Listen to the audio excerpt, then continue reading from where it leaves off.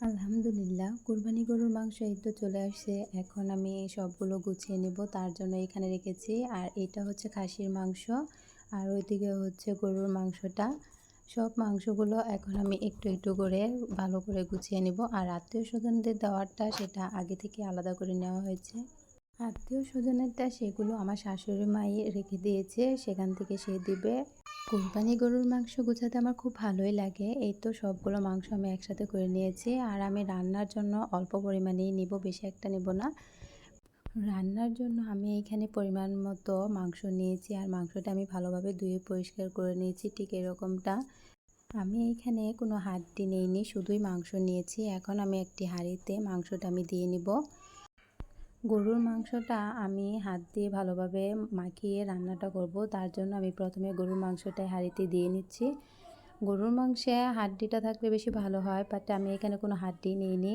এজন্য প্রথমে আমি এখানে পেঁয়াজ বাটা, রসুন বাটা, আদা বাটা, জিরা বাটা আমি সব বাটা মশলাগুলো দিয়ে দিলাম। দেন হচ্ছে গুঁড়া মশলাগুলো দেওয়ার পর আমি পরিমাণ মতো লবণ দিব আর হচ্ছে তেল। আর আমি আগে থেকে যে ঈদের স্পেশাল মশলাটা তৈরি করে রেখেছিলাম, শাহি গরম মশলাটা, আমি সেটাও এখানে অ্যাড করে দিব। শাহি গরম মশলাটা দিলে এটার ফ্লেভারটা অনেক সুন্দর হবে, এই জন্য। আর তেজপাতা দেওয়ার জন্য এগুলোও আমি দিয়ে দিয়েছি। এখন আমি ভালোভাবে হাত দিয়ে মাখিয়ে নিব। গরুর মাংসটা এইরকম করে হাত দিয়ে ভালোভাবে মাখিয়ে রান্না করলেই সবথেকে বেশি বেটার মনে হয় আমার কাছে। তাই আমি সবসময় চেষ্টা করি এরকম করে সব কিছু উপকরণ দিয়ে এভাবে হাত দিয়ে ভালোভাবে মাখিয়ে রান্না করার। এই তো গরুর মাংসটা আমি খুব ভালোভাবে মাখিয়ে নিচ্ছিলাম। গরুর মাংসটা মাখিয়ে আমি ভালো করে নিব। আর এখানে আমি কোনো রকম তেমন একটা পানি অ্যাড করব না, অল্প একটু পানি দিব, যেহেতু গরুর মাংস থেকে পানিটা উঠবে, এই জন্য পানিটা আমি অল্প পরিমাণেই দিব। আজকের ঈদের দিনটা কার কেমন কাটলো অবশ্যই কমেন্টে জানিয়ে যাবেন। আর আমি সারাদিন অনেক ব্যস্তই ছিলাম কোরবানি গরুর মাংস নিয়ে।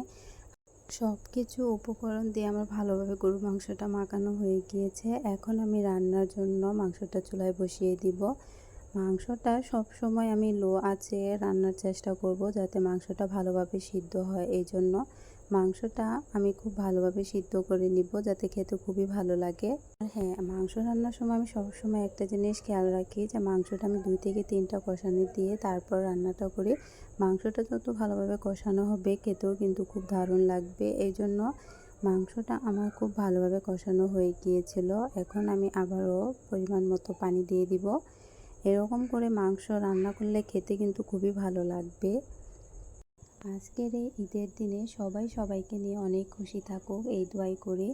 রান্নাটা করার জন্য আমি একটু সময় ধরে নিয়ে মাংসটা রান্না করছিলাম, যাতে মাংসটা খুবই সুন্দরভাবে সিদ্ধ হয়। এই জন্য ঝোলের জন্য যে আমি পানিটা দিয়েছি, বেশি একটা পানি আমি এখানে দিইনি, পরিমাণ মতোই দিয়েছি। মাংসটা আমার ভালোভাবে রান্না হওয়ার জন্য আমি কিছুক্ষণ অপেক্ষা করব। এই তো মাংসটা প্রায় আমার অর্ধেক সিদ্ধ হয়ে গিয়েছিল। আর বাকি রান্নাটার জন্য আমি আর একটু অপেক্ষা করব। মাংসটা যদি এভাবে রান্না করা হয় তাহলে তেমন একটা ঝামেলা হয় না। এই জন্য আমার এই ভিডিওটি যদি আপনাদের ভালো লেগে থাকে অবশ্যই কমেন্টে জানিয়ে যাবেন। আর আমার চ্যানেলটি সাবস্ক্রাইব করে আমার পাশে থাকবেন। আল্লাহ হাফেজ।